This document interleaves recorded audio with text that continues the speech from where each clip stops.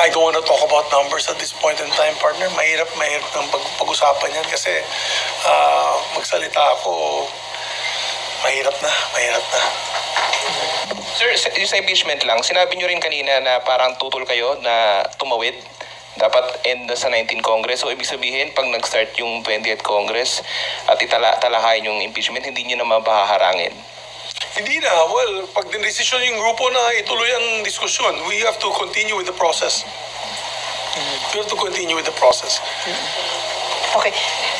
Huwag tayo matakot bumoto. Diba? Bumoto tayo.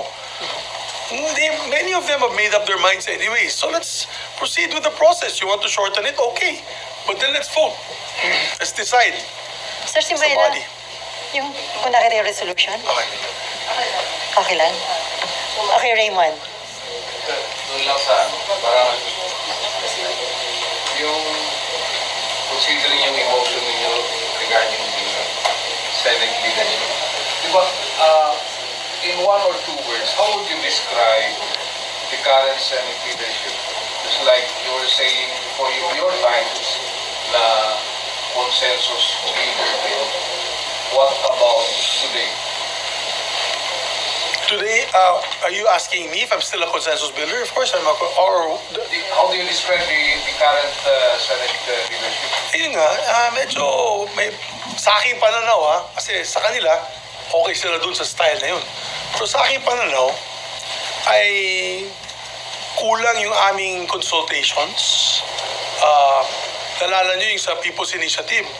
Kung hinayaan ko na lang magdiskusyon kami sa plenaryo, wala kami consensus. Hindi nyo nakita yung front page natin na litrato. Hawak-hawak namin yung 24 signatures on the resolution expressly going against that fake People's Initiative, di ba? I had to get that through consensus, through consultation. So that's my style. And when we discussed many measures, when we discussed Create More, when we discussed all the very important bills, pati Maharlika, we had to have consensus building and consultation. May debate pa rin sa floor. Hindi naman mawawala yung debate sa floor. Pero at least, ang kagandahan yan, alam nila yung issue. Diba? Minsan, nasa floor na kami, nagtitingin na kami ni Nancy Binay, sasabihin niya, ano bang direksyon ng Senado dito? Hindi ko alam. Siyempre, mayroon tayong decision dito sa iba't ibang or opinions dito sa iba't ibang mga issues. Pero, yan ang gusto sana namin maiba. And of course, we don't